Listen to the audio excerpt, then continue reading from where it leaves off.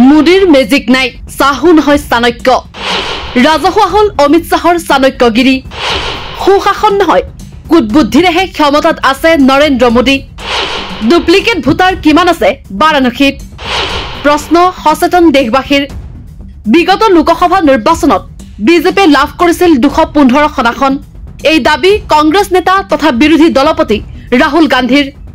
কিন্তু নিৰ্বাচনী ফলাফলত বিজেপিয়ে মুঠ 240খন আসন লাভ কৰা দেখা গৈছিল।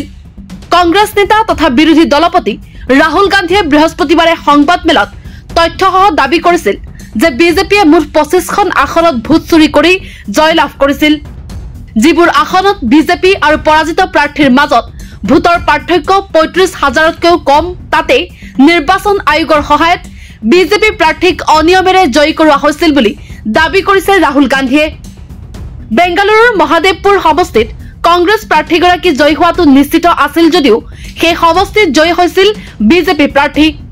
গতিকে তেওঁলোকে মহাদেৱপুৰৰ ভোটাৰ তালিকাৰ তথ্য আয়োগৰ পৰা বিচাৰিছিল যদিও ডিজিটেল ফৰ্মত সেই তথ্য মজুত থকাৰ পাছতো দিয়া নাছিল আয়োগে। কিন্তু মেনুৱেলি এই তথ্য পৰীক্ষণ কৰোঁতে 6 মাহৰ পিছত স্পষ্ট হৈছিল একোটা বাসগৃহত একেটা ঠিকনাত একেলগে 100 গৰাকীলৈকে ভোটাৰ আছে। কিছুমান ঠিকনাত তেনে নামৰ কোনো মানুহেই নাই, বা আন কিছুমানৰ ঠিকনা আছে ব্যৱসায়িক প্ৰতিষ্ঠান, অথচ তাত তেনে নামৰ কোনো মানুহেই নাছিল। কোনোবাজন ভোটাৰৰ নামত আছিল কেইবাখনো ভোটাৰ কাৰ্ড। মহাদেৱপুৰৰ এই বিসংগতি ধৰা পৰাৰ পাছত সকলোৰে মনলৈ অহা প্ৰশ্নটো হ'ল বাৰাণসী সমষ্টিক লৈ। বাৰাণসী সমষ্টি প্ৰধানমন্ত্ৰী মোদী তেওঁৰ প্ৰতিপক্ষ কংগ্ৰেছ প্ৰাৰ্থী অজয় ৰায়ৰ হাতত বহুকেইটা ৰাউণ্ডত পিছ পৰি থকাৰ পাছতো কিন্তু পিছৰ ফাললৈ ভোটৰ ব্যৱধান বৃদ্ধি পায় আৰু মোদীয়ে জয়লাভ কৰে। মহাদেৱপুৰৰ এই ঘটনা ধৰা পৰাৰ পাছতে বাৰাণসীক লৈ ডাঙৰ প্ৰশ্ন উত্থাপন হৈছে। ৰাহুল গান্ধীয়ে বৃহস্পতিবাৰে মাত্ৰ এটা সমষ্টিৰ ভোটাৰৰ তথ্য পুংখানুপুংখকৈ দাঙি ধৰাৰ পাছতে সমগ্ৰ দেশত এই ভোট চুৰিৰ বিষয়টোক লৈ হাহাকাৰ লাগে। 2024 চনৰ লোকসভা নিৰ্বাচনত যে বিজেপি দলে বিকৃত পন্থাৰে সংখ্যাগৰিষ্ঠও নহয়, মাত্ৰ কানে মাৰি 240খন আসন লাভ কৰিছিল আৰু তাৰো 25খনত ডুপ্লিকেট ভোটাৰৰ সহায় লৈছিল, সেই বিষয়টো ৰাজহুৱা হোৱাৰ পাছতেই দেশৰ গৰিষ্ঠ সংখ্যক জনতাই দেশৰ গণতান্ত্ৰিক ব্যৱস্থাক লৈ প্ৰশ্ন উত্থাপন কৰিছে। সকলোতকৈ গুৰুত্বপূৰ্ণ বিষয়টো হ'ল 1950 চনৰ 26 জানুৱাৰীত ভাৰত গণতান্ত্ৰিক দেশ হিচাপে স্বীকৃত হোৱাৰ সমান্তৰালভাৱে সংবিধানো প্ৰণয়ন হৈছিল।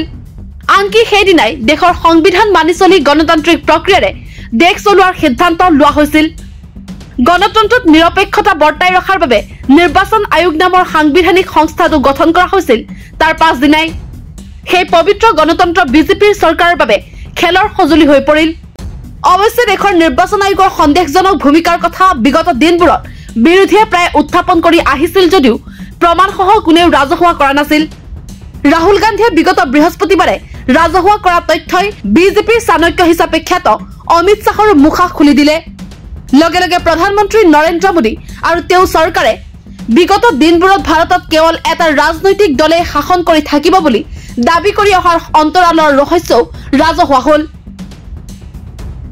নিউজ ডেস্ক ৰিপৰ্ট, দি ক্ৰছ কাৰেণ্ট।